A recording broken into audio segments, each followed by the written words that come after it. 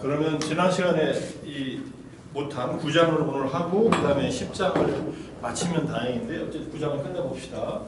자, 지혜라는 것이 무엇을 경험적으로 이해하는 것이냐 하면은 이 5가지 영역에 대한 완전한 이해입니다. 핵심은 사성제예요.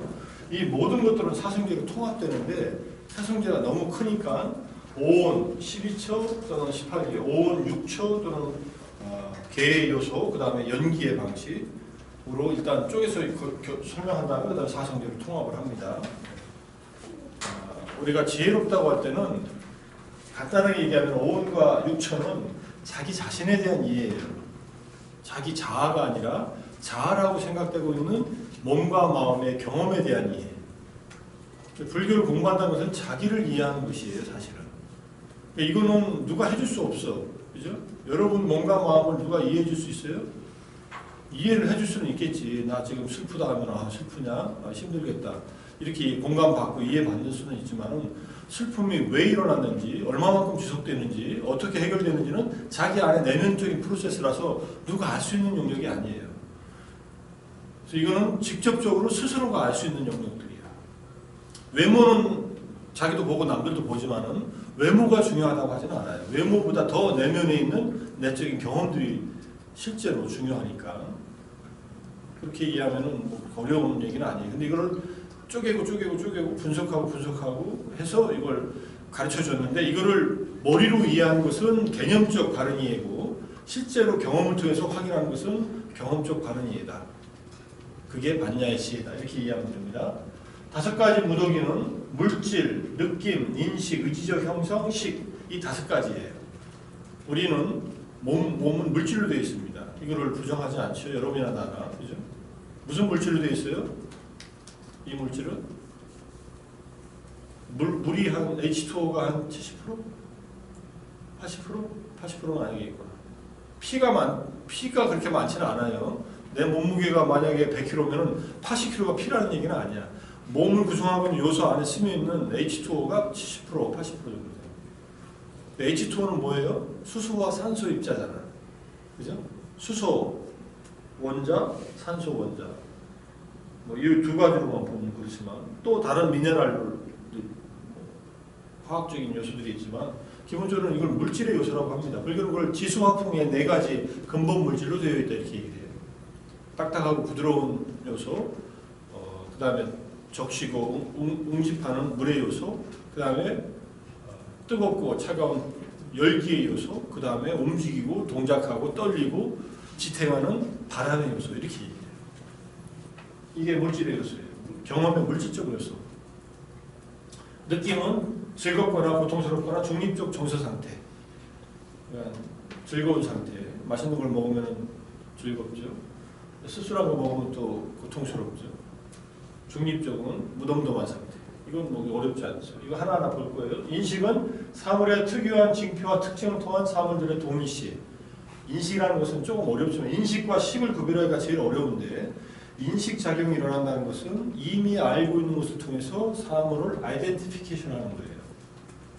무슨 말이냐면은 여러분들 이게 뭐예요? 이 지금 스크린, 이게 스크린이라고 하죠? 이거를 스크린이라고 아는 것이 인식이에요. 근데 스크린이라고 알기 전에 이것이 뭐가 있다는 것은 식으로 알아요, 그냥. 그죠? 이게 이거라는 걸 알잖아, 그냥. 이게 뭔지를 과거에 한 번도 본 적이 없어도 알아요. 근데 인식이 일어나려면 이것에 대한 설명을 들어야 돼. 이건 스크린이다. 이거는 올라갔다 내려갔다 할 수 있고 저 빔 프로젝터에서 빛을 쏘아서 여기다 이렇게 보이게 하는 스크린이다. 이렇게 알죠. 이건 다 인식이에요. 근데 인식한 것을 또 식으로 또 알아요. 서로 영향을 줘요. 식이 있어야 인식이 생기고 인식한 것은 다시 식에 영향을 주고 이렇게 돼 있어요. 자, 내가 입고 있는 옷이 이게 파랗다. 이거 인식이에요. 근데 나라는 존재가 여기 있다는 것을 그냥 아는 것은 식이에요. 근데 저기에 김재성 교수가 있다 하고 이렇게 아는 것은 인식이에요. 아이덴티피케이션. 근데 이게 들어왔는데 깜깜하고 여기에 누군가 서 있는데 여기 누가 서 있다는 것을 알아요, 식으로. 근데 누군지 몰라. 그럼 인식이 안 생긴 거예요. 식은 있는데. 근데 불을 켜니까는 김재성인 줄 알았더니 김재성 닮은 어떤 AI가 서 있네. 이러면 이제 인식이 AI라는 인식이 일어나죠. 이렇게 일어나요. 무슨 말인지 알겠어요? 그래도 헷갈릴 거예요, 조금은. 그래서 인식은 반드시 특유한 징표와 특징을 통한 동일시 과정을 겪는다. 식은 동일시를 안 겪어도 돼요. 그냥 눈으로 보면서 그냥 아는 거예요. 귀로 들어서 그냥 아는 거예요. 근데 저 목소리는 김재성 교수의 목소리다 이렇게 알면은 인식이 일어난 거예요. 귀로 듣고서 그런 판단이 일어난 거예요. 자, 의지적 형성은 의지나 선택, 의도를 내포한 잡다한 정신적 요소. 가장 강한 것은 의지예요. 이 의지적 형성 과정에서 쌍카라에서 의지는 강력한 힘을 가지고 있습니다. 여러분들 우리가 의지력으로 여러 가지 일을 극복하고 해결할 수도 있고 그 의지에 바탕을 두고 새로운 일을 구성하고 형성할 수도 있어요. 의지가 약하면은 도중에 중도에 포기하죠. 이 강의를 그래도 아침부터 와서 듣겠다고 의지를 갖고 신청했다가 약한 친구들은 이제 대부분 다 떨어져 나가고 소수 정예만 남은 거예요. 수강 신청한 사람은 반만 남았어 지금. 처음 신청할 때 45명 신청했었거든. 그러니까 시작할 때 42명이었고 지금 몇 명이야? 둘, 넷, 여섯, 일곱, 열둘, 열수, 열여덟, 열일곱 명이네. 20명 넘어야지. 오늘 결정한 친구들도 있으니까 딱 나는 이 정도만 가지고 이 정도 학생들하고 수업했으면 너무 좋겠어. 그럼 나 수업 준비할 때 1시간 이상 안 걸려요. 여러분들 그 답에 질문에 답할 때 근데 40명이 넘으니까 맨날 그걸 2시간 이상씩 하니까 약간 짜증 나더라고요. 우리 한 친구가 질문을 5개 이상씩 해요. 매 강의마다 훌륭한 질문을 많이 해. 그래 짜증이 안 나. 왜냐면 다른 친구들이 별로 안 하니까. 해봐야 20몇 개밖에 안 돼요. 근데 이게 40개가 넘어가면 한참 준비해야 되니까 이거 언제 끝나나 언제 끝나나 미안합니다. 근데 재밌어요. 재밌어서 내가 하는 일이야 사실은. 왜 재밌냐면은 이런 것을 관심을 두고 이런 질문이 있구나. 요즘에 대학생들은 불교를 접하면서 또는 불교를 경험한 곳에 이런 것을 궁금해하는구나. 근데 내가 궁금해하는 것들도 있고 전혀 새로운 발상으로 궁금해하는 것들도 있어요. 그러니까 그 질문이 요즘 젊은 세대들의 의식, 마음 상태를 이해하는 데 도움이 돼서 소중하게 생각하고서 그 답을 하는 거예요. 그리고 공개하는 이유는 무기명으로 공개하는 이유는 다른 친구들은 이런 질문을 갖고 있는데 나도 갖고 있었는데 내가 미처 질문 못한 것들도 있잖아요. 그래서 무기명으로 하는 이유는 뭐 질문을 자유롭게 하라는 뜻이고 예전에는 무기명이라도 공개하고 싶지 예전에는 이름 달고서 공개를 했었죠. 그리고 무기명으로 한 사람들을 자기가 이거는 무기명으로 해주셔야 하면 그 질문만 무기명으로 했는데 생각해봐 여기 16명은 다 이름을 달고 있는데 한 사람만 무기명으로 나오면 이게 질문 이름 없는 친구의 질문이라는 걸 알 거 아니에요. 그래서 그 다음부터 다 무기명으로 해가지고 하면은 이제 대충은 알 수 있어요. 자기 이건 내 친구가 나하고 얘기할 때 나온 질문이다고 알 수 있어서 그 둘 사이의 문제니까 얘기 안 하면 누구 질문인지 모르잖아요. 나만 알고 있고. 그래서 무기명으로 하는 거니까 어쨌든 의지가 중요하다. 여러분들은 의지 지금 수강시험 마지막 취소하는 게 수요일까지인가? 이번 주까지죠. 이번 주가 내가 반 수업 시작한 지 7주차잖아. 이 7번째 강의니까 8번째 강의 되면 반 지나는 거 아닌가? 네, 내일 모레까지 와서 사인해달라고 하면 사인해주고 나한테 사인 받을 필요 없어요. 그냥 과사무실에 가서 그냥 얘기하면은 나한테 문자만 보내면 돼. 그런데 과사무실에 있는 조교한테 이미 얘기해놔서 이 수강 신청을 중간에 드랍하려면은 그냥 가서 사인 받아야지. 난 월수금이 수업 때밖에 안 나오니까 언제든지 할 수 있다. 그래서 하지 말고 끝까지 듣자. 이게 의지적 형성이다. 자, 식은 포기하는 것도 의지적인 결단이에요, 사실은. 이런 결단이 있는 거죠. 우리 마음 작용에. 식은 눈, 귀, 코, 혀, 몸, 마음으로 어느 것을 통해서 일어나는 식이다. 눈으로 볼 때는 안식이 일어나죠. 눈에 식이 일어나죠.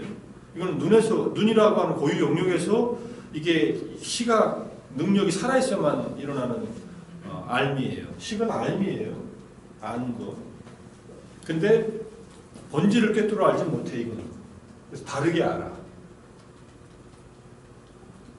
그냥 겉모습으로만 알거나 또는 약간 무의식적으로 알아요. 파악해. 근데 그 알미 정확하게 꿰뚫어 보는 알미 되려면은 이게 위가 떨어져가고 그냥 야나가 돼야 돼. 진짜 알미 돼야 돼. 딱 그것은 우리가 훈련을 해야만 생깁니다. 자, 칸다 상유타, 오온에 대한 상유타의 주제다. 오온은 괴로움의 성스러운 진리인 첫 번째 성스러운 진리의 궁극적인 대상이라서 중요하다. 사성제는 괴로움과 관계되는데 오온에 대한 집착이 괴로움이다 이렇게 요약을 하니까 사성제에 가서 얘기를 하겠습니다. 그래서 사성제를 이해하는데 필수적이에요. 오온에 대한 이해는. 무슨 소리냐? 우리 자신이 각자가 자아라고 생각하고 있는 이 몸과 마음에 대한 이해가 사성제의 괴로움의 진리를 이해하는데 필수적이고 괴로움을 끊는데도 필수적이다 이런 것이죠. 오온은 가래의 대상 영역이고 미래 고통의 원인에 기여한다. 오온은 우리가 갈망을 해요.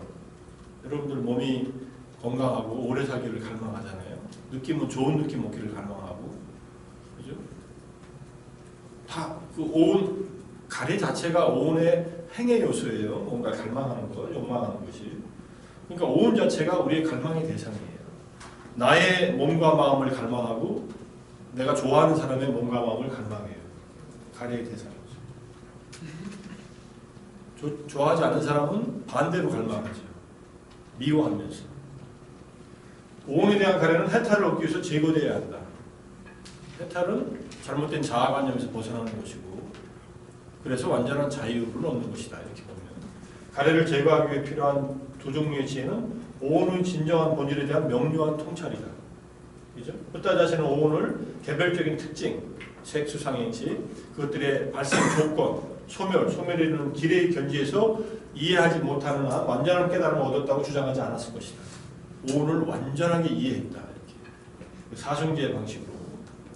자, 강무덕의 구성을 간단용어로 열거하고 서로 관련되어 있는 것으로 설명을 합니다. 팔정도는 각 오온의 각 색수상행식을 소멸로 인도하는 방법이다. 네 가지 진리의 양식에서 오온의 첫 번째 성스러운 진리를 나타내는 역할을 하는 것을 이 경전에서 발견한다. 자, 색이라고 하는 것은 4대 요소와 그 파생 물질이다. 4대 요소로부터 파생된 물질을 파생 물질이라고 해요. 예컨대 우리의 시각 신경은 물질에서 파생됐지만 시각 신경이라고 하는 미세한 그러한 물질로 되어 있어요.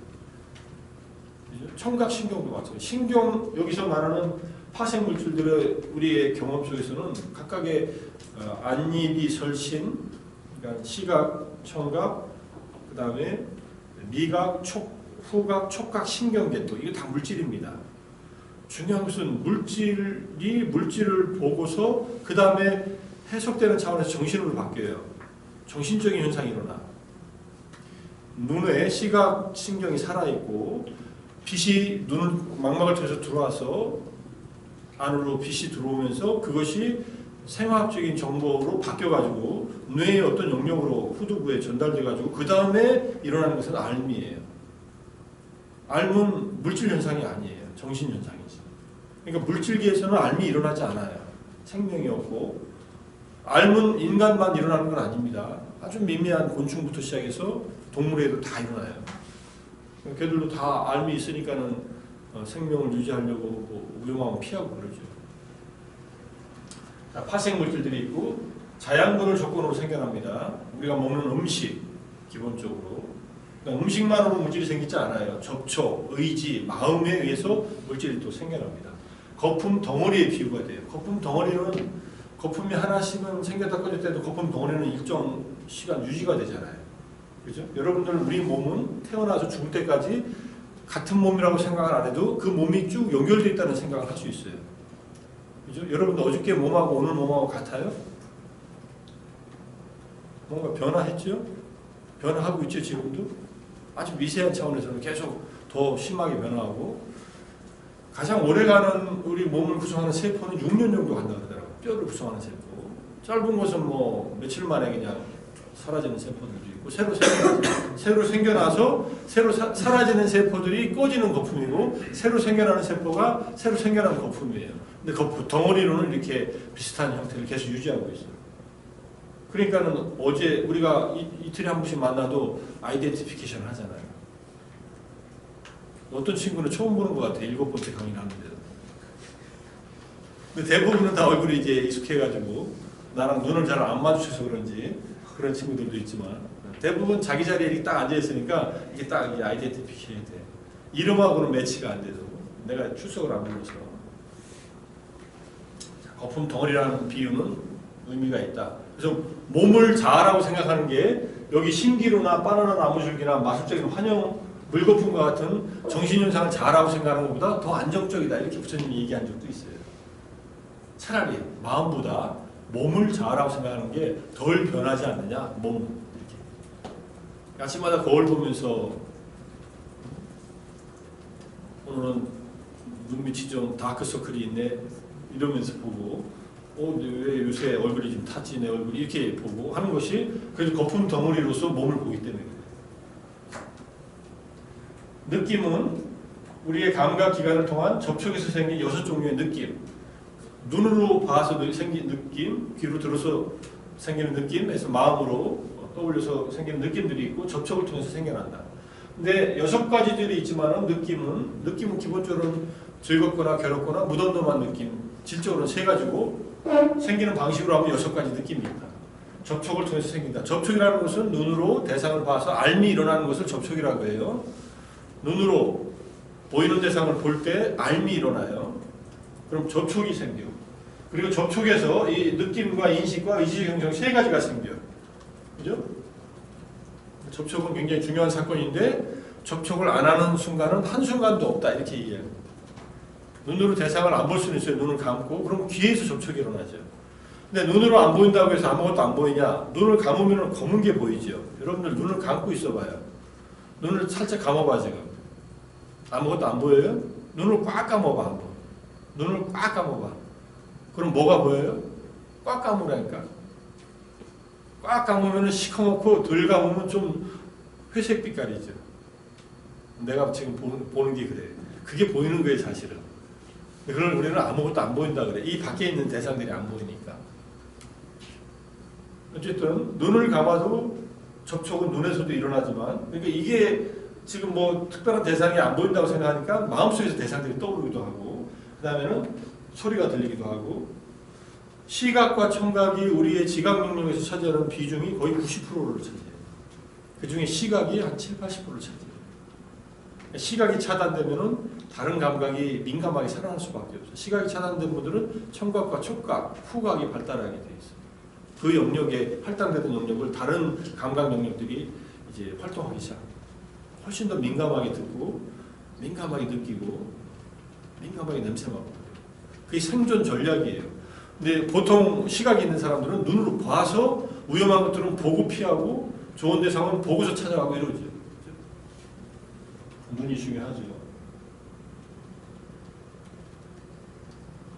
자, 느낌은 물거품과 같다. 뭐 너무 변덕이 심한 물거품 하나하나는 생겨났다 사라지고 생겨났다 사라지고. 어떤 건 좀 오래 가지만 빠르게 사라져요. 우울한 기분이 근데 물거품이 우울증에 걸리면은 쭉 지속돼요. 일주일, 2주일, 한 달간. 이러면 우울감이 계속 슬픈 감정, 우울감이 지속되면은 이거는 도움을 받아야 돼요. 근데 잠시 우울하다, 아침에 가서 울적하다, 그거는 당연히 그런 기분이 있을 때가 있죠. 조건이 있으면 생기니까. 자, 인식, 신기루와 같다. 판단하는 거. 의지의 형성은 바나나 나무줄기 같아요. 뭐가 있는 것 같은데 벗겨내면 아무것도 없어요. 바나나 나무줄기를 여러분들 본 적이 있어요? 바나나 나무를 본 적은 있죠. 여행 가서.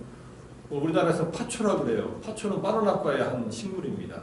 열매도 열려요. 작년인가 언젠가 엄청나게 더워가지고 파초에서 열매가 열렸는데 바나나 같은 게 열렸어요. 먹지는 못한다 그러더라고요. 절에 가면 파초들이 있어요. 겨울에는 이렇게 집으로 쌓아놓고 여름에는 벗겨내고 이렇게 잎사귀가 크게 올라오죠. 근데 이거는 양파꽃처럼 다 까면 아무것도 없어요 속에. 근데 거창하게 있는 것처럼 보이죠. 또는 야자 나무도 속은 이게 까면은 겉은 단단해가지고 당분간 그래도 제목으로 쓸만한 나무가 아니에요. 야자로 그래서 집을 짓지 못해요. 나중에 야자 나무 줄기 같이 비유되기도 합니다. 식은 이름과 형상, 이름과 형상은 쉽게 말하면 정신과 물질이라고 이해하면 되고, 식은 정신과 물질에 의해서 또 일어나요. 정신작용이라고 하는 것은 이때 이 수상행이라는 것, 그 다음에 형상은 식이에요. 색이에요. 색. 식을 만들어내는 것은 정신과 물질이다. 자, 눈이라고 하는 물질이 대상을 향해서 주의를 기울일 때, 의지적 형성에 의해서 주의를 기울일 때, 그때 눈으로 대상을 알게 돼요. 식이세계, 안식이세계. 그렇게 조건화되어 있는 거예요. 이 5가지는 상호 조건적으로 작용하고 동시에 존재해요. 서로 접촉에 의해서 생겨나고 또 서로 조건에서 생겨나지만 동시에 존재한다. 항상 동시에 존재한다. 그래서 이 동시에 존재하는 것들을 이렇게 구별해서 알기는 쉽지 않다. 붓다의 지혜로서 이걸 분명하게 구별해서 아는 것이다. 이렇게 이해하면 됩니다. 자, 오온이 가래의 영역이기 때문에 가래, 우파다나는 집착입니다. 사실은 추착된 오온이라고 하여 방차 우파다나한다. 오온에 대한 가래는 귀속화와 동일시라고 부르는 두 가지 방식으로 일어나요. 귀속화는 소유물이다. I have a body 할 때 나는 몸을 가지고 있다 하면 귀속화예요. I am a body 하면은 나는 몸이다 할 때는 이건 동일시예요. 그죠? 우리는 이 정신과 물질의 경험들을 귀속화시키거나 동일시켜요. 이것은 나의 느낌이다 하는 것은 느낌을 귀속화시키는 건데 이 느낌은 나다. 또 나는 슬프다라고 하면은 슬픈 느낌을 자아와 동일시하는 거예요. 두 가지 방식으로 우리는 이게 계속 가래를 일으킨다. 소유물로 취하거나 또는 내가 다른 사람보다 훌륭하고 다른 사람만큼 훌륭하고 그보다 못하다라는 자만심에 대한 기초로서 사용한다. 내 얼굴은 저 사람보다 괜찮아, 잘났어. 이러면 내가 잘났다는 내 얼굴이라는 형태가 더 낫다라고 하는 그러한 자만심을 일으켜요. 얼굴과 자아를 동일시하죠. 여러분들 그렇게 살고 있죠? 신경 많이 쓰이지 않아? 여기 있는 친구들 안 그래도 요즘에 남자들도 눈썹 문신도 많이 하는데 저 나이 먹으면 어떻게 하려고. 그 다음에 이 화장도 많이 하고 남성 화장품도 많이 나오니까 그거 다 뭔가 잘 보이려고 하는 거 아니에요? 계속 성공하면 다행인데 한국 사람들이 얼마나 외모에 치중하는가는 것을 알 수 있어요. 자, 무더기들을 이것은 나의 것이다 귀속화하거나 나다 나의 자다라고 동일시하는 경향들이 있다. 그죠? 기본적으로 그래서 자아에 대한 모든 확신의 밑바닥에는 이 동일시견해가 있다. 이 몸과 마음을 자아라고 하는 유신견, 이걸 동일시견해라고 하고 20가지가 있어요. 먼저 오온의 하나하나가 자아와 동일하다고 보는 것. 그죠? 이 몸이 나다, 이 느낌이 나다, 인식 판단이 나다, 의지적 형성이 나다, 이 마음, 아는 마음이 나다 이렇게 보는 것. 또는 오온이 자아를 소유하고 있다고 보는 것, 오온이 자아를 포함하고 있다고 보는 것, 소유는 안에도 포함하고 있다, 또는 오온이 자아 안에 포함되어 있다고 보는 4 곱하기 5에서 20까지입니다. 이것이 우리가 범부들이 끊지 못하는 자아관념이고 자아에 대한 집착이에요. 이것이 범부들의 자연스러운 상태예요. 그러니까 이런 자아가 있는데 이 몸과 마음이 나로서 있는데 왜 이게 없다고 하느냐. 이게 비일상적이고 비상식적이지 않고 비자연적이지 않냐 이렇게 주장할 수 있죠. 범부들은. 근데 정말로 들여다보면은 물질과 정신의 조건에 의한 생성 소멸이라는 흐름만 있지 자아라는 것은 어디에서도 발견할 수 없다. 자아라는 것은 이때 어떤 개념이냐면은 고정된 자아예요. 힌두교에서 말하는 우파니샤드에서 말하는 아트만 같은 것, 영혼과 같은 것은 이 몸과 마음 속에는 어디에도 발견할 수 없다. 사실적으로. 여러분들 몸에서 마음에서 이것이 자아입니다 하고 주장할 수 있는 게 있어요? 이거는 변하지 않고 내가 태어나면서부터 지금까지 한 번도 변한 적이 없습니다.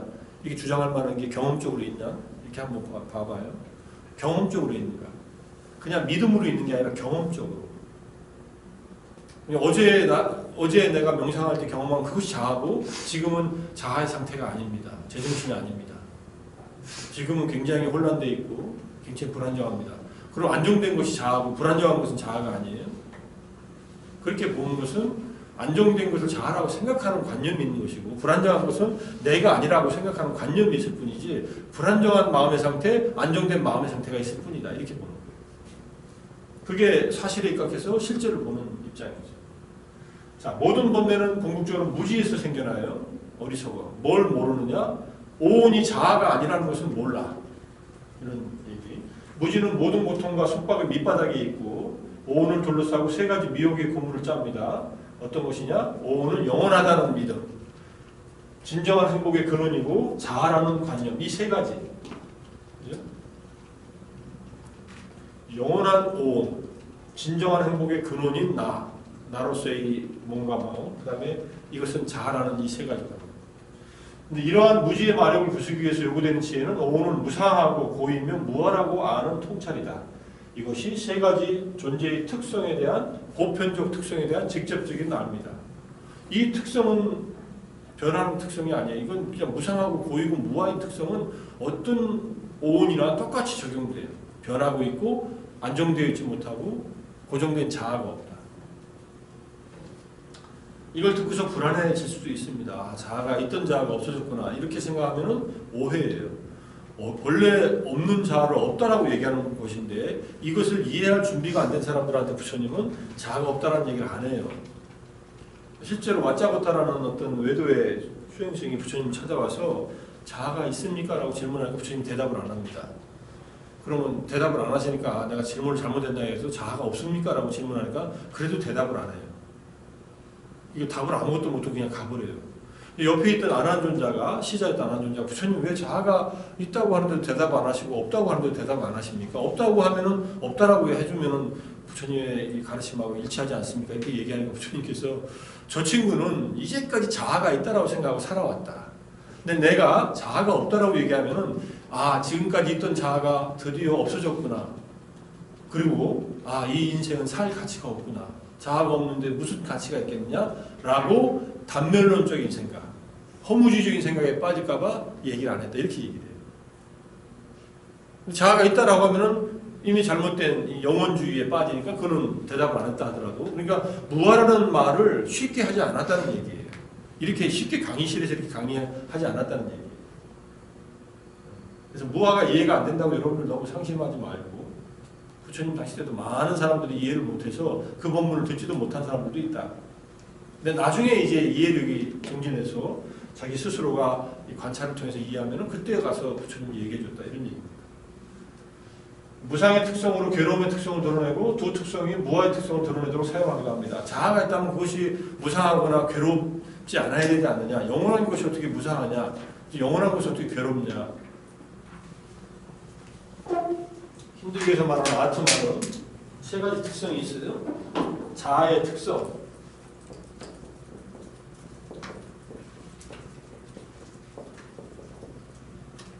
산스크리트로 쓰면 사트, 치트, 아난다. 이거는 존재한다. 영원히 존재한다. 치트, 이건 마음이다. 우리 영혼과 같은 마음이고 아난다는 이건 기쁨이다. 이게 자아, 아트만의 특징이에요. 아트만의 영혼, 개인의 영혼. 신에 의해서 만들어졌지만 신의 일부분의 그 속성을 갖고 있는 것이 싹짓도 안 한다라고 해요. 영혼이 존재하는 것, 우리의 마음과 관련된 것, 기쁨과 관련된 것. 정서적으로는 그 다음에 존재의 차원에서 그 다음에 우리의 심리적인 경험에서. 근데 이게 불교에서 말하는 존재의 방식이 무상하게 존재한다. 이런 것은 이 세 가지는 그런 것을 우리 오온이라는 경험에서는 없다는 거예요. 그럼 오온이 아닌 것이 있으면 되지 않느냐. 오온을 떠난 다른 것들은 없다는 것이에요. 우리의 삶 속에서. 오온을 떠난 다른 것이 이게 아트만이라는 것이 어디 있다. 그래서 손톱만한 것이 우리 심장에 박혀있다. 뭐 이렇게 얘기해요. 오파니샤드에서. 그게 지금 심장에 있다는 것을 네가 확인했냐? 그렇다고 전해져 옵니다. 그렇게 얘기하지 말라. 직접 경험한 것 속에 이런 것들이 어디 있느냐 하고서 얘기를 합니다. 이제 이것을 대체하는 것이 불교에서 열반이에요. 사실은. 이런 것은 열반밖에 없어요. 불교는. 열반의 경험에 해당하는데 열반은 오온이 무아라는 것을 깨닫고 나서 들어가는 경지예요. 열반은 영혼이에요. 열반은 마음의 지혜로서 경험을 해요. 열반은 궁극적인 행복이에요. 그러니까 이건 열반의 속성이긴 해도 우리 자아라는 것이 있는 자아의 속성이 아니다. 그러면 열반하고 자아하고 같다라고 보면 되지 않느냐? 이거는 또 그렇지 않아요. 이게 다르다는 것을 얘기하고 자아는 부정하는데 열반의 경험을 인정한다. 불교하고 힌두교가 달라지는 지점입니다. 나중에 열반을 이것과 일치시키려고 하는 노력을 대승불교에서 하기 시작해요. 근데 대승은 어느 정도 힌두화된 초기 불교, 부파 불교가 힌두화되는 그런 어떤 길을 어느 정도 밟았다고도 볼 수 있는 그런 해석의 여지가 있습니다. 그러니까 무아의 특성에 대해서 간접적인 길을 택하는데 사물의 무아적 본질은 미묘해서, 그래서 무아는 잘 모르잖아요. 그래서 무상하고 고인 것을 통해서 드러난다. 자아로서 동일시하는 것들이 무상하고 괴로움에 속박되어 있다고 인식하면 믿을 만한 자아의 본질적 지표가 결여되어 있다는 것을 깨닫게 되고 그것에 의해서 동일시하는 것을 멈춘다. 무상한 것, 괴로움인 것은 자아가 아니다라고 생각한다. 그래서 무상고 무아의 특징에 의해서 가래의 제거에 초점이 모아지고 나의 것이 아니고 내가 아니고 나의 자아가 아니다라는 것을 보여준다. 그래서 정신과 오온이 나라고 하면은 오온의 죽음과 함께 자아도 소멸한다고 생각하게 되고 오온은 나의 자아라고 생각하면 오온 안에 자아가 있는데 영혼이 있는데 오온의 소멸주의도 남아있다고 생각하는 허무주의와 영혼주의가 다 이 주장 안에 있습니다. 그래서 세 가지 특성에 대한 관조의 최고점이자 극치인 무아에 대한 통찰을 생기게 한다. 자, 무상화, 오온의 무아의 특성이 다른 두 특성을 통해 접근되어지는 반면 직접적으로 무아의 특성을 드러내요. 이 경전에서는 무상하고 고이고 무아 다음에 번뇌에서 해탈하는 것, 포마경, 거품경에서는 거품덩어리에 대한 비유로서 얘기를 하고 오온의 비어있는 성질을 드러내는 5가지 예화를 듭니다. 겐지스강의 물거품, 빗방울에 대한 물거품, 더운 여름의 신기루, 요술사의 요술, 야자나무의 춤. 이거 아까 오온에 대한 비유에서 말하는 거죠. 자, 오온을 무상고 무아로 통찰하는 것은 혐오를 하게 되고 싫어하게 되고 싫어한다는 것은 학대한다는 얘기가 아니에요. 오온 자체에 대해서 집착을 안 하게 된다는 거예요. 그래서 욕심을 버리고 해탈로 유도합니다.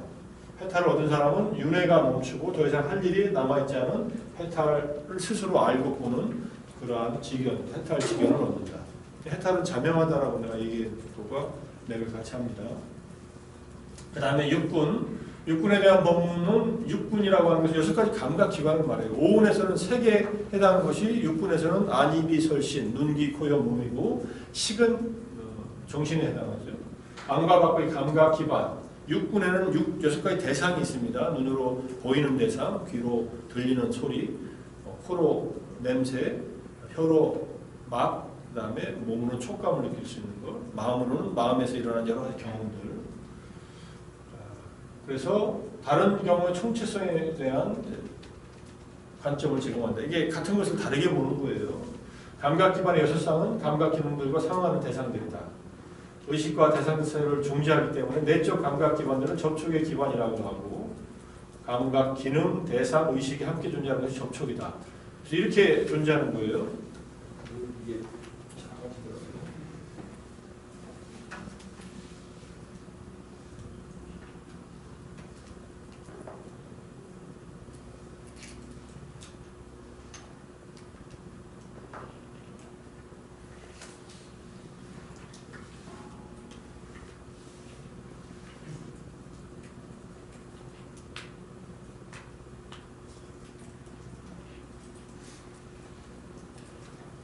자, 6가지 안과 밖에 우리의 내적인 감각기관과 외적인 감각 대상과 거기에 생긴 알미 있다. 안식부터 의식까지. 안입이 설신식은 의식이 없으면 생기지 않아요. 마음은 바탕에 있는데 그 마음이 감각기관을 통해서 대상을 인식할 때마다 안입이 설신식이라고 합니다. 이렇게 일어나는 것을 촉이 일어났다. 이렇게. 접촉이 있었다. 이렇게. 접촉은 이렇게 닿는 게 접촉이 아니라 눈으로 대상을 보고 알미 일어나는 순간을 안촉이라고 해요.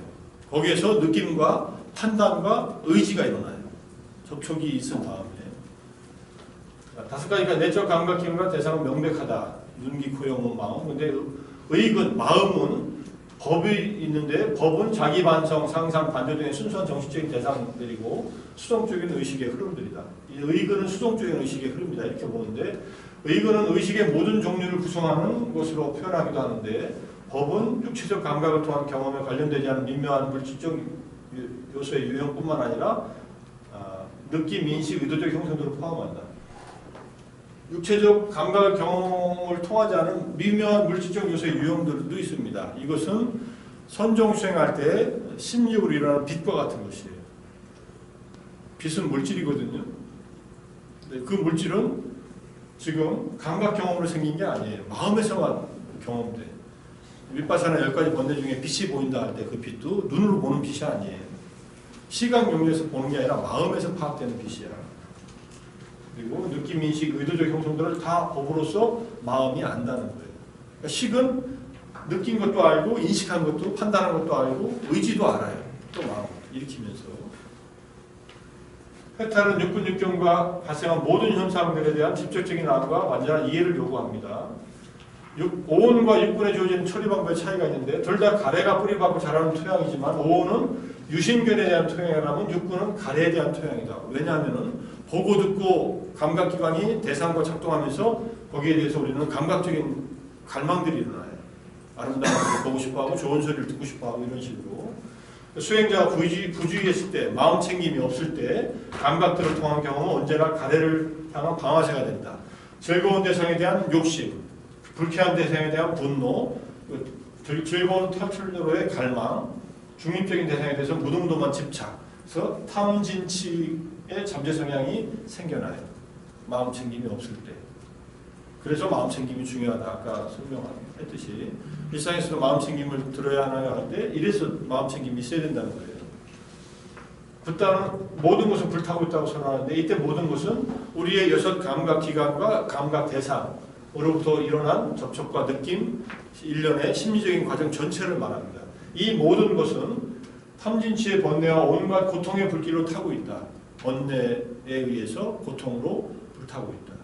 좀 극단적인 비유 같지만은 이게 불을 섬기는 수행자들이었던 가섭의 삼형제, 가섭 삼형제가 이끄는 1000명의 제자들을 데리고 우르벨라에서 마가다의 왕사성으로 가면서 부처님이 했던 법문이고 이 법문을 듣고 1000명이 전부 다 아란이 돼요. 적절한 비유였기 때문에 그렇겠죠. 자, 그래서 육처상응이라는 살라야타나 상유타 6가지 이 감각 기반에 대해서 설명한 상유타니카에서는 무지를 쫓아버리고 진정한 알미 생기게 하기 위해서 그것들을 통해 일어나는 모든 감각과 느낌을 무상고 무아로서 간주해야 한다고 반복해 설명해요. 무상고 무아는 그래서 이 오온과 육군 또는 육경에 다 해당한다. 자, 모든 것이 무상하고 괴로움이고 무아라고 보는 것이 열반에 도움이 되는 수행이다. 그죠? 윗바사나의 지혜. 6 감각들이 자아 또는 자아에 속한 어떤 것도 공한 것을 보는 것. 육군과 육경을 조건으로 해서 일어나고 숨을하기 때문에 육식은 의식도 자아가 아니다. 마음, 식도 이 찌뜨라고 하는 마음도 자아가 아니다. 여기서 보는 찌뜨는 생멸하는 것이고 열반은 생멸하지 않는 것이에요. 생멸하는 마음이 생멸하지 않는 열반을 알 수는 있어요. 6 감각, 이거는 이미 했던 것을 지우지 않아서 공안 세상 30페이지는 지워버려야겠네요. 30페이지는 앞에 거하고 연결되어 있으니까 이거 분리해놓고서 안 지워서 지우겠습니다.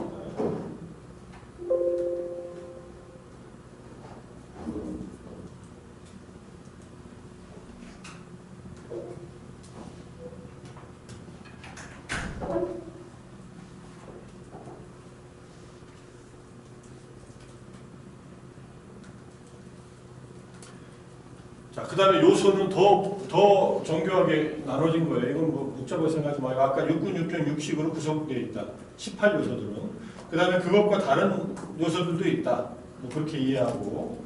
자, 기본적으로는 육군, 육경, 육식은 이미 육처, 육군에서 얘기했어요. 6가지 감각기관, 감각대상, 거기에 일어나는 마음들, 육식. 근데 4가지 요소를 얘기할 때도 있습니다. 지수화풍. 이거는 물질의 요소. 사람들은 이 몸에 많이 집착을 해요. 기본적으로 몸이라고 하는 것, 신체라고 하는 것은 뭐 우리의 집착의 대상이고 소유화의 귀속화의 대상이고 그 다음에 동일시의 대상이죠. 그리고 인간이 혼자서 살 수 없기 때문에 타인과 육체적 접촉도 필요합니다. 그래서 이걸 집착하는 거예요. 자기의 생존과도 관련이 있어요. 그리고 뭐 기본적인 그 결혼 생활을 통해서 자손을 낳는 것과도 관계에 있어서 굉장히 집착하는 중요한 대상이에요. 근데 이 육체라고 하는 것은 달콤한 경험을 하기도 하지만 위험하고 그래서 우영에서 벗어나야 된다고 하는 것을 알아야 된다 이런 뜻이고 이미 6장에서 공부한 것 같습니다. 요소 분별령에서 6가지 요소는 지수화풍의 물질과 공간과 의식을 6가지를 말해서 우리 내면의 존재를 설명하는 방식이에요. 물질이 있고 물질 사이에 빈 공간들이 있어요. 양자역학적으로 보면은 실제로 빈 공간이 거의 다지요.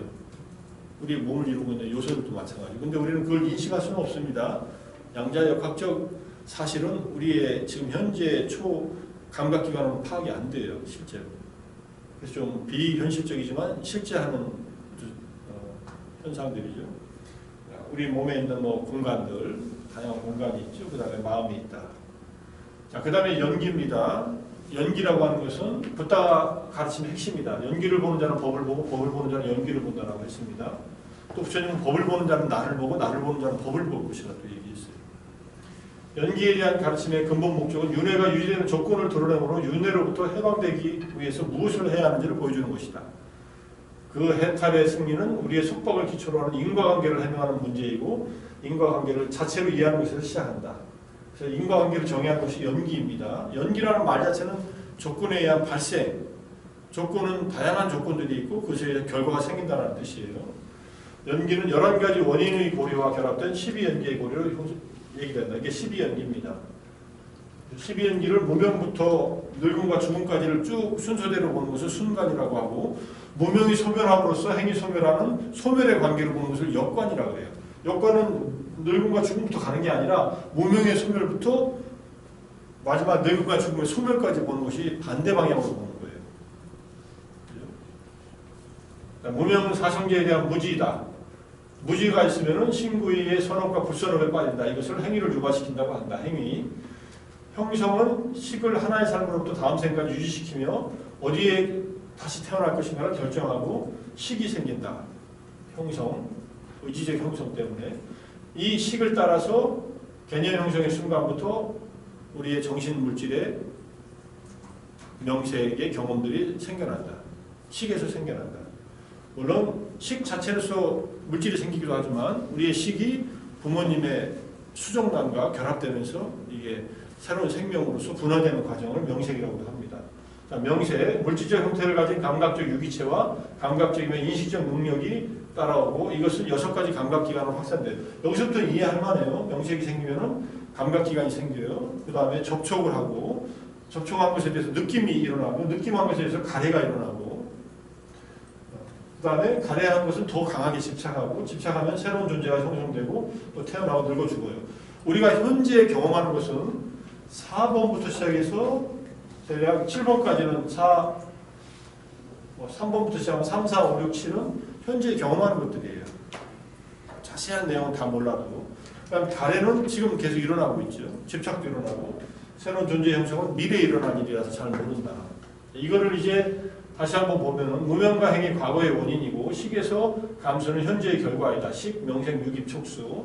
가래로부터 존재는 미래 존재를 이끄는 현재의 업을 창조하는 단계이고 태어남과 늙고 죽은 미래의 결과이다. 그래서 업의 과정과 그 다음에 재생의 과정 2가지가 있다. 업은 존재의 능동적인 면이에요. 뭐 행위를 하는 거니까.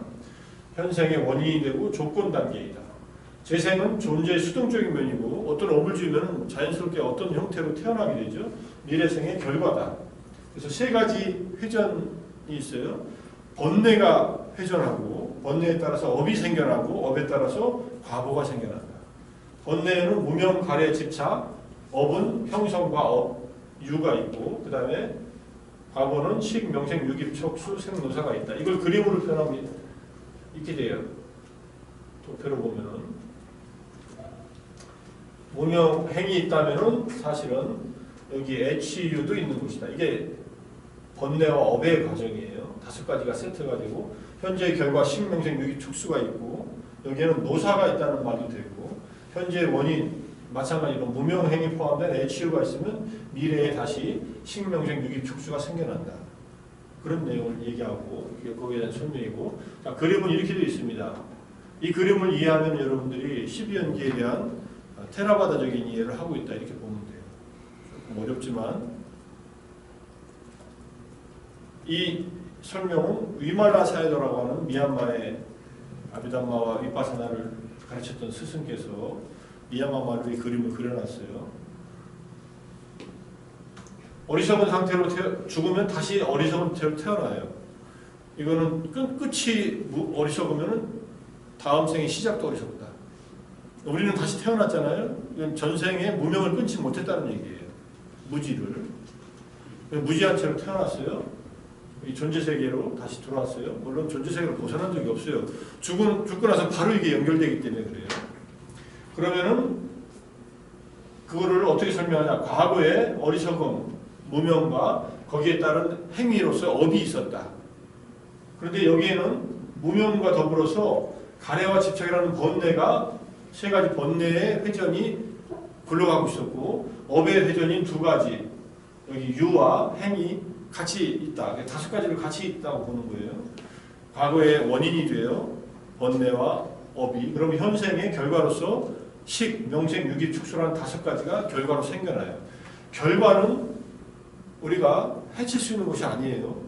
수용하고 받아들이고 이해해야 될 것이지. 없애야 되는 것은 번뇌를 없애야 돼요. 그런데 현세에 이미 태어났어요. 그러면 현생에 없앨 수 있는 것은 느낌 다음에 가래가 일어난 이 고리는 끊을 수가 있다. 그래서 느낌 다음에 가래가 일어나는 고리를 연기의 출구라고 해요. 느낌 다음에 가래가 소멸하는 것. 느낌을 없앨 수는 없지만 가래는 일어나지 않게 할 수 있다. 어떻게? 마음 챙김이 확고하게 있으면 가래가 일어나지 않는다. 근데 느낌 다음에 가래로 연결되면 미래생의 번뇌와 업이 새롭게 만들어지는 거예요. 여기도 물론 무명과 가래와 집착이라는 번뇌가 있고 행과 유라고 하는 업이 있습니다. 그래서 미래생의 조건으로서 현재 이것이 있으면 미래에 다시 태어나고 늙고 죽는데 태어나고 늙고 죽는 거에는 식명생 유기 촉수의 다섯 가지 과정이 일어난다. 그래서 과거의 굴레는 식명생 유기 촉수와 생노사 해가지고 8가지가 되는 거예요. 한 번 들어서 이해하면은 그동안 여러분의 연기서를 많이 공부했다가 이 설명을 들으면서 다시 이해가 일어났다고 생각하면 되고 잘 이해가 안 된다 그러면은 내가 연기에 대해서 이해를 잘 못하고 있구나 하고서 또 한번 보면 되고 자주 봐야 됩니다. 어쨌든 기본적으로 과거의 원인과 조건들이 있어서 현재의 결과가 생겨났고 현재의 원인과 조건이 있으면 미래에 다시 결과가 생겨난다. 이게 12연기의 과거, 현재, 미래로 연결되는 3세 양중 인과설이다. 이렇게 봅니다. 3세는 과거, 현재, 미래가 양중 겹쳐있다. 과거, 현재, 미래 이렇게. 5가지씩 세트로 설명하는 게 테라와드의 12연기 설명 방식입니다. 연기는 단순한 이론이 아니라 개인적 경험에 의해서 직접적으로 알아내야 한다. 노사에서 행해 이르는 11가지 연기지를 사제의 양식으로 44가지 지혜의 토대로 쓸 생각이에요. 그러니까 각각의 원인 그 자체. 노사, 다음에 행, 명색, 유깁, 행, 식, 명색, 유깁, 축수로 쭉 내려가는. 그 다음에 그거의 조건, 소멸이라는 길, 개인적 경험과 연결지어 설명하고 이걸 전부 다 과거에 이것들을 제대로 이해한 모든 이들이 정확히 같은 방식으로 이용했을 것이라고 추론하고 미래에 이것들을 제대로 이해한 모든 이들이 정확히 같은 방식으로 이해할 것이라고 추론하고 지금 내가 이해하는 것처럼 이 연기의 법칙은 생겨나고 사라지는 법칙이 아니라 영원한 법칙이에요. 이 연기의 어떤 이 흐름이 법칙적으로 흘러간다는 것은 연기는 영원성과 우주적 의의를 획득한다. 모든 것은 무상하다는데 연기는 왜 영원합니까? 연기의 법칙이지 연기 자체가 영원한 게 아니라 연기의 법칙이 계속 그렇게 흘러가는 거예요. 우주가 생겨나고 지속되고 수축되고 파멸하는 이 우주의 생성이 영원한 또 과정이듯이 이것도 영원한 과정입니다. 괴로움의 조건이 있을 때 괴로움이 생겨나고 또 새로운 조건이 있으면 새로운 괴로움이 생겨나고 이게 연기의 법칙의 영원성을 말하는 거예요. 연기는 부처님이 태어나거나 태어나지 않았거나 이 세상에 이미 고정된 법이다 이렇게 법칙으로서 정해져 있다 이렇게 얘기하는 겁니다. 그는 중에 의한 가르침의 한 예다. 중도에 의해서 여러분 법을 갖춘다. 이미 얘기했던 겁니다. 양극단을 떠났다는 것이 영원주의와 허무주의의 양극단. 철학적, 이론적으로. 그 다음에 영원주의는 고행에 빠지고 허무주의는 쾌락에 빠진다. 실천적으로 양쪽에. 이 연기설에 의해서 두 극단을 초월한다. 인간 독립성의 핵심이 개체적이고 우주적이건 영원불변하다고 생각하는데 세상은 영구적인 영원성에 의해 창조되었고 유지된다고 욕설하는 것. 이게 영원주의예요. 신은 영원하고 신에 의해 창조된 인간을 아트만으로 보고 아트만이라는 것도 영원하고 이걸 힌두교적인 창조주와 피조물과의 관계인데 힌두교는 약간 범신론적인 입장이 있죠. 신이 창조하고 창조의 신의 원리가 피조물에도 들어가죠. 인간에게도 들어가고 다. 기독교는 어떠냐? 기독교는 기본적으로 신의 이미지로 세상을 창조했다고 하는데 인간들은 신의 이미지에서 창조된 피조물이고 그리고 먼지에 의해서 흙으로 빚었기 때문에 다시 흙으로 돌아가고 그럼 영혼은 어떻게 돼요? 여러분이 생각해봐요. 기독교적으로 생각해봐요. 영혼은 그럼 어떻게 되나? 뭐 지옥에 가거나 죽으면은 믿지 않고 악행을 믿지 않으면 특히 지옥에 가고 믿으면 천국에 간다 그러니까 영혼은 생겨난 것은 시점이 있는데 끝나는 것은 없네 이렇게 돼요. 조금만 생각해봐. 기독교적인 인간을 생각해봐. 육체는 어차피 썩어서 없어져요. 근데 영혼은 태어날 때 생겨났는데 태어난 뒤로부터는 영혼해. 근데 선택이 두 개밖에 없어. 또는 뭐 연옥이라는 데를 만들어서 가톨릭에서는 연옥이라는 데 가서 다시 천국으로 갈 수 있지만은 지옥, 천국, 연옥 이렇게밖에 없네. 좀 이상하지 않아요? 생각해보면 창조한 피조물이 영원하다는 것도 이상하고 근데 피조물들이 무상하다 하면 이해가 좀 더 될 수는 있죠. 그럼 죽은 다음에 없어져야지. 영혼도 없어지고 다 없어져야지. 일시적으로 만들어진 거라. 혼자서 상상을 해봤습니다. 여러분과. 기독교 신학이나 형이상학도 간단하지 않아요. 토마스 아퀴나스는 아리스토텔레스의 철학을 거기에다가 신학적인 것으로 재해석을 해가지고 새롭게 체계를 만들어요. 중세 신학 체계를. 그리고 신은 정의롭다고 하는 신정론, 테오도시에 대한 이론도 여러 가지로 설명하고 인간들을 사랑해서 인간들에게 사리를 분별할 수 있는 그런 지혜를 줬는데 그것도 좀 이상하지, 그죠? 좀 이상한 게 많아. 기독교적인 것을 아무리 이해하려고 해도 이해가 잘 안 되지. 그러니까 믿어 이렇게 하면 할 말이 없지만 왜 선악과를 먹게 했을까? 그걸 분명히 먹을 걸 알면서도 왜 안 해? 그 다 신이 만들어냈다면 뱀도 신이 만들어냈을 것이고 사탄도 그 다음에 선악과도 다 신이 만들어낸 건데 뭐 이걸 애들이 철들었나 안 들었나 테스트하나? 철들으면 쫓아내려고 테스트했나? 철든다는 것은 이제 부끄러움을 알고 남녀를 구분할 줄 알고 이런 것이에요. 그게 선악과를 먹고 선과 악을 구분했다는 것이 철들었다는 얘기 아니에요. 철든 애들은 내가 못 데리고 사니까 너네들은 나가 해가지고 추방했나? 좀 말도 안 되는 얘기들이 많아. 좀 이해가 안 돼. 그래서 뭐 그때 일어났던 사실을 내가 확인할 수 없으니까 이해가 안 된다고 할 수 있지만 불교도 쉽지는 않아요. 이게 언제부터 시작된 거야? 이거 얘기할 수 없다, 알 수 없다 이렇게 얘기하니까. 그런데 현세에서 경험하는 것으로서 확인할 수 있는 영역들이 있다. 이렇게 얘기하는 거죠. 자, 연기는 허무주의와 영원주의의 두 극단, 쾌락주의와 고행주의 두 극단을 초월하는 다른 관점을 제공한다. 개인적 경험은 태어남에서 태어남으로 이어지고 조건들이 유지되는 한 형이사학적 자아가 결여된 현상의 흐름으로 구성된다. 연기는 고해 문제에 대한 설득력 가르침이다. 그리고 영원한 자아라는 가설에 제기된 철학적 딜레마를 피하고 허무주의에서 인도된 도덕적 무질서의 위험을 피한다. 불교가 영원주의를 극복하는 연기에서 극복하는 이유는 무명이 사라지면 더 이상 생겨나는 존재가 없다. 영원하지 않다 이렇게 얘기를 해요. 근데 허무주의를 비판하는 이유는 무명과 업이 남아있으면 죽은 후에 다시 태어난다. 근데 허무주의를 증명할 수 있는 방법이 깨닫지 않고는 없는 거예요. 우리들한테는 여전히 허무주의가 매력있게 보여요. 죽은 자는 다시 돌아오지 않으니까. 그죠? 죽은 자는 더 이상 만날 수 없잖아요. 사라지고 없잖아. 어디 지옥에 갔는지 천상에 갔는지 몰라요. 그래서 부처님 하실 때 파야시라고 하는 왕이 이제 스님을 한 분 모셔다가 깨달은 스님이라고 하는 스님을 모셔다가 질문을 합니다.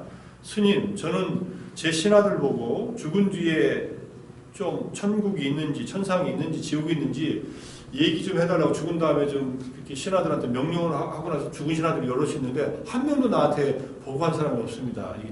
그래서 나는 내 생을 죽은 후에 새로운 탄생을 믿을 수 없습니다. 얘기를 하니까는 비유를 들어서 이렇게 얘기를 해요. 지옥에 간 존재들은 감옥에 갇히는데 이게 나올 수 있느냐? 왕은 어떤 인간들이 잘못 저질렀을 때 감옥에 가다 놓고서 얘가 볼 일이 있다고 나간다고 하면 감옥문 열어주고 갔다 오라고 그러느냐? 보석을 해주겠느냐? 안 해줍니다. 잘못했으면 가다 놔야죠. 그러니까 올 수가 없다. 천국에 간 존재들은 인간 세계로 내려오기를 아주 지극히 꺼려한다. 왜냐하면 인간 세계가 너무 더럽기 때문에. 우리들은 더러운 줄 모르고 좋다고 살잖아요. 부더기들이 이 똥속에 살면서 더러운 줄 모르고 밥이라고 생각하고 사는 것처럼 인간들도 그렇게 산다는 거예요. 천상에 올라가면은 마치 화장실에 빠졌다가 나온 인간이 깨끗하게 목욕하고 다시 화장실로 들어가는 기분이라는 거예요. 들어가겠느냐 이거예요. 인간들 보면 그렇게 악취가 풍긴답니다. 우리는 뭐 사람들의 냄새는 맡을 수는 있어도 악취라고 생각하지 않는 경우도 있고 그 냄새를 좋아하는 사람도 있고 화장하면서 좋아하고 향수병을 좋아하지만 그렇게 일단 설명을 하고 나름대로 설명을 해줘요. 그래서 쉽게 죽은 사람이 다시 와서 근데 이제 나름대로 천안통이나 이런 능력이 있으면 죽은 자 어디 태어난 자들을 볼 수도 있고 그 자들이 내려왔을 때 서로 대화를 나누는 경우들이 있죠. 자, 무명과 가래가 남아있어 윤회의 과정이 진행되는 한 업은 그 희비의 결과 고해 축적에 엄청난 직적을 산출하고 무명과 가래가 소멸되어 윤회인과의 내적 기제가 비활성화되면 윤회의 고에서 끝에 도달한다. 식은 새로운 존재로 어떻게 전달되는 것에 대한 조건이에요. 식의 원인은 무명과 가래예요. 사람은 무엇을 의도하고 사유하고 잠재 성향을 가지는 것이고 즉 형성동으로 밑받침된 경향성이 생긴다. 의도하고 사유하면은 그러한 경향성이 생기고 그게 사실은 개인적인 어떤 인격이 되죠. 한 번 식이 성립되면 새로운 존재의 생성이 시작된다. 식은 만들어진 거였어요. 만들어진 겁니다. 그래서 12연계 세 번째 요소인 식에서부터 존재, 10번째 요소를 곧장 진행해요. 식이 있으면은 다시 태어남이 있다. 마음이 있으면, 이 마음이 있으면. 자, 내부와 외부의 6가지 감각 기관이 있으면 식이 생겨나고 접촉을 하고 느낌이 있고 가래, 집착, 존재, 생로사, 괴로움이 발생한다. 반대가 되면 자, 감각 영역이 있는데 식이 있으면 접촉이 일어나는데 감수가 있고 가래가 일어났는데 가래를 끊어버려요. 가래를 다 소멸시켜버려. 그러면 집착이 소멸되고 새로운 존재가 생겨나지 않는다. 가래를 끊는 것이 우리의 일이다. 윗바사나는 가래의 소멸에 초점이 맞춰져 있다. 이렇게 보면 돼요.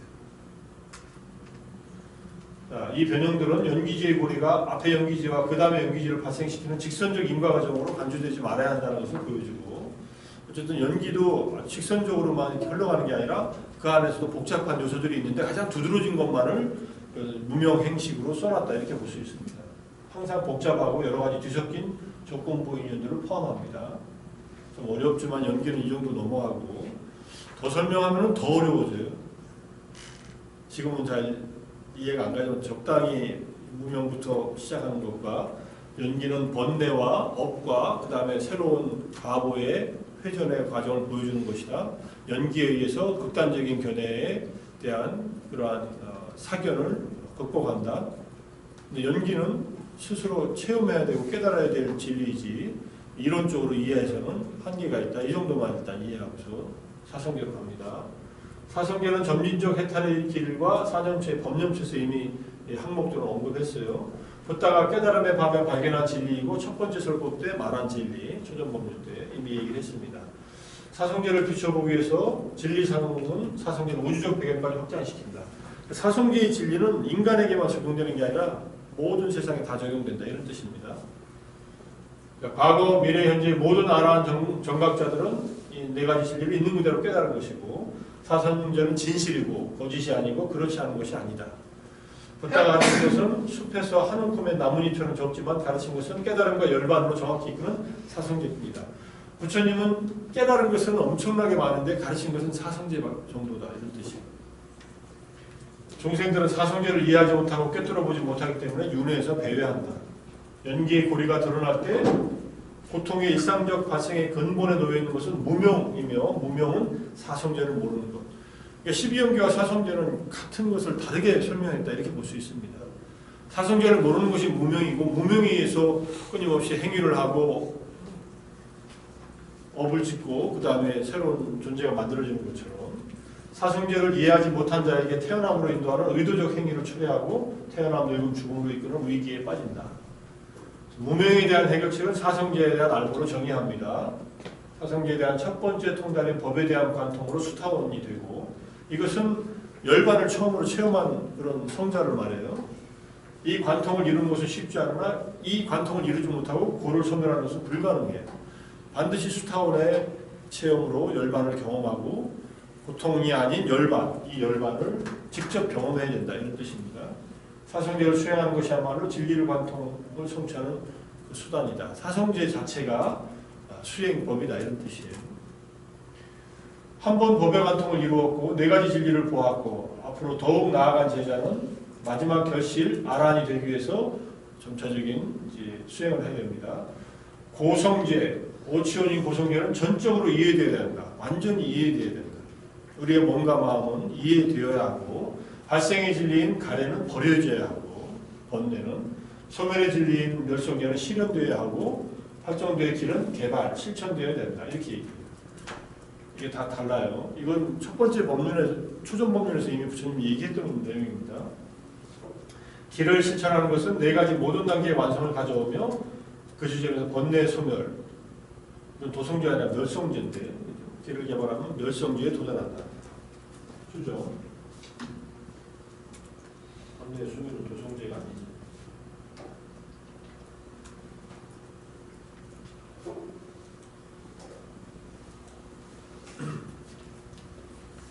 자, 이 과정은 동일한 사성제의 통찰로 시작되고 번뇌 소멸은 사성제를 보고 아는 자를 위한 것이다.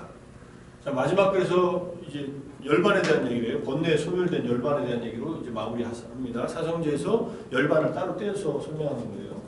사성제의 목적인 세 번째 무기한 진리 속에 들어있는 고해 소멸을 분명하게 설명한다. 고해 소멸은 열반이고 지혜의 목적이고 지혜의 양성이 나아가는 방향의 끝이다. 열반이 의미하는 것은 여러 가지 열반의 종류가 있고 열반을 여러 가지 설명하는데 간단하게는 탐욕과 증오와 무지가 소멸된다. 탐진치라고 하는 근본 번뇌가 소멸된 것을 열반이라고 한다.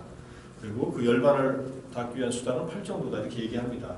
열반을 말하는 여러 가지 얘기들이 있는데 지금 탐진치가 소멸된 건 무의, 조건되어지지 않은 것, 평화롭고 불멸하며 장엄하고 훌륭하고 놀라운 것도 속에 포함, 행복, 궁극적인 행복, 평화, 이 현생으로부터 경험된 자유의 단계. 그 다음에 열반에 이르는 길은 사마타나 위파사나, 팔정도, 몸에 대한 마음책, 이게 다 사마타, 위파사나로 통합되는 것이고요. 열반의 정의를 33가지 동의어로 이렇게 얘기합니다. 열반은 이런 것이다. 무의, 끝, 번뇌 없음, 진리, 저언덕, 미묘와 마주 보기 힘든 것, 늙지 않음, 견고함, 허물어지지 않음, 드러나지 않음, 사랑, 분별 없음, 평화로움, 죽음 없음, 숭고함, 경사스러움, 안은 안전하다는 뜻이고, 가래의 멸진, 경이로움, 놀라움, 재난 없음, 재난 없는 법, 열반, 병 없음, 이탐, 청정, 벗어남, 집착 없음, 섬, 의지처, 피난처, 귀의처, 피안에 도달한다. 열반만이 진정한 의지처고 피난처다, 이렇게 얘기해요. 뭐 알 것 같으면서도 아직 모르겠죠. 이걸 알면은 뭐 배울 필요가 없지. 알면은 그냥 열반의 상태에 살면 되지. 근데 이걸 왜 이렇게 설명하느냐, 이런 경지가 있다는 것을 아는 것 자체로도 이것이 우리 삶의 목적이 될 수 있기 때문에 설명한다. 어떤 형태로 살든 여러분들이 살아보면 알겠지만 세상에서 경험하는 모든 것들은 무상하고 무한인 것들인데, 무상한 것들인데 일단 기본적으로 이 열반만은 무상하지 않다는 것을 알게 돼요. 열반은 단순히 번뇌의 소멸일 뿐만 아니라 상승적 정신적 행복감이다. 거의 초월적 단계나 존재의 차원인 것처럼 말해요. 내부의 순수성과 숭고한 축복의 경험적 경지이다. 경험적 세상을 초월하는 무조건적 경지이다. 조건이 없다는 거예요. 열반은 그래서 무조건이기 때문에 소멸되질 않아요. 그렇죠? 본래 있는 것이기 때문에. 지수화풍이 없다. 물질 세계를 부정하고 공무면적, 시무면적, 무소유적, 비상비, 비상처도 없다. 순수한 정신세계도 부정하고 이 세상도 저 세상도 아닌 것, 뭐 죽어서 가는 것도 아니에요. 해도 달도 없는 곳, 오는 것도 가는 것도 머무는 것도 태어나는 것도 죽는 것도 아니다. 어쩌란 말이냐. 어렵죠? 발을 딛고 설 것도 없고 나아갈 것도 없고 대상도 가지고 있지 않다. 이것이 괴로움의 끝이다. 열반은 우리가 경험하는 세계에서 일어나는 경험과 다른 차원에서 일어난다는 뜻이에요. 그렇지만 있다 이렇게 나와요. 있는데 우리의 경험으로는 확인이 안 된다. 왜냐하면 우리는 조건지어진 현상들의 경험 속에서 살기 때문에 그것이 사라진 경험, 대상이 없는 마음만 오롯이 열반을 경험하는 그런 상태가 존재한다. 그리고 이런 경험은 스스로 안다. 착각이 아니라면. 열반이 아닌 것을 열반으로 착각할 수 있는 함정도 있지만 윗바사나 10가지 번뇌에서 극복하고 나가면 진짜 열반이 솟아난다. 이런 뜻이에요. 태어나지 않은 것, 만들어지지 않은 것, 조건에 의해 존재하는 것이 아닌 것, 형성되지 않은 것이 있다. 이거 열반이라는 것이에요. 그래서 우리는 태어난 것, 만들어진 것, 조건에 의해서 존재하는 것, 형성되어지지 않은 것으로부터 열반이라고 하는 세계로 벗어날 수 있고 그 세계로 도달할 수 있다. 이런 뜻이에요. 이것도 열반에 대한 적극적인 설명입니다. 열반에 두 가지 세계가 있어요. 하나는 유효열반계, 하나는 무효열반계. 유효열반계는 번뇌가 소멸한 열반.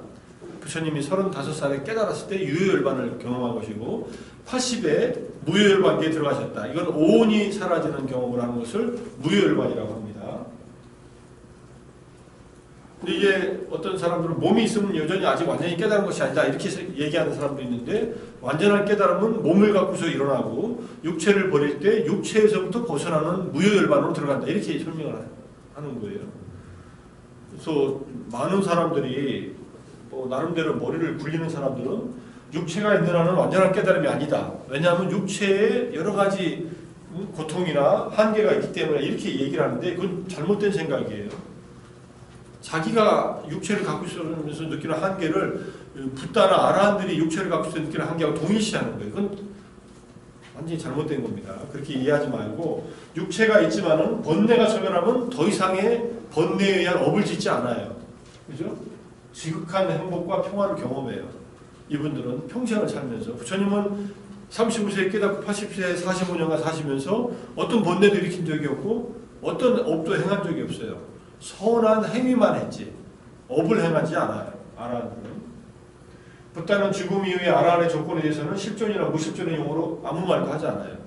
아라한이나 붓다들은 지속적으로 열반의 행동에 관련된 용어를 적용해요. 요손이, 장손이, 법인이 단계 모든 친숙한 범주와 개념을 궁극적으로 넘어선 단계이다. 우리들이 사용할 수 있는 개념을 넘어선 단계이다. 이렇게 이해됩니다. 자, 왓자고타는 10가지 질문을 던지는데 열애의 사후 재생의 여부를 이렇게 질문합니다. 열애는 사후에 존재하는가, 태어나는가, 태어나지 않는가 이런 질문. 근데 열애라는 용어를 암시적인 실제로 받아들이는 것에 의해서도 열애가 실제의 개념에 대한 모든 취착을 포기한다는 내적 관점에 있어도 이 네 가지 대한 어느 것도 수용하는 것을 거절합니다. 이 질문 자체가 잘못됐다. 그리고 나서 열애는 일체의 사변적 견해, 영혼주의와 허무주의, 공상, 나와 나의 것이라는 생각, 아만의 잠재 성향을 모두 버렸다. 꺼진 불의 비유로 이를 예증해요. 꺼진 불은 사라졌다고 말할 수밖에 없지 동서남북 어디로 갔다고 할 수 없지 않느냐. 육체의 소멸과 함께 열애는 아무 곳에도 가지 않고 단순히 사라진다라고 표현합니다. 니부타라는 말, 니빠나의 동사형, 동사, 과거 분사형은 소멸을 뜻하는 명사 열반과 관련되어 있다. 열애를 오온으로 묘사하는 것은 불가능하다. 그러니까 열애는 오온의 한계를 넘어섰다. 이렇게. 오온을 제거한 붓다는 오온에서 벗어나 해탈하여 심오하고 청량할 수 없고 깊이로 할 수 없는 대해와 같다. 깊은 바다와 같다. 여기까지네요.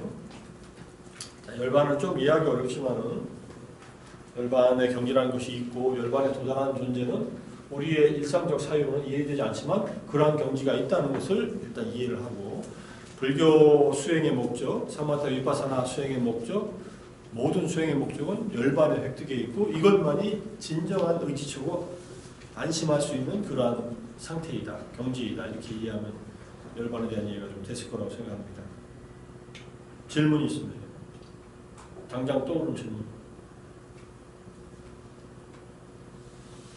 이렇게 9장이 끝났고 자, 좀 쉬었다가 한 10분간 쉬었다가 쉴 때 명상을 하는 것을 적극 권해드리지만 좀 뜨거우니까 밖에 나가서 명상하는 것이 어렵다면 잠시 좀 걷고 와서 여기 교실에 와서 앉아서 좌선을 3분이라도 좀 하고 자율적으로 합시다. 이제 내일 모레 금요일 날 절에 가서 좀 1시간 반 동안 좌선하고 뭐 걷기 명상 올라갈 때 걷기 명상 하고 그래야 되니까 그때가 집중적으로 조금 하기로 하고 일단은 10분간 휴식하면서 자율적으로 쉼과 명상을 같이 하세요. 그 다음에 십자하겠습니다.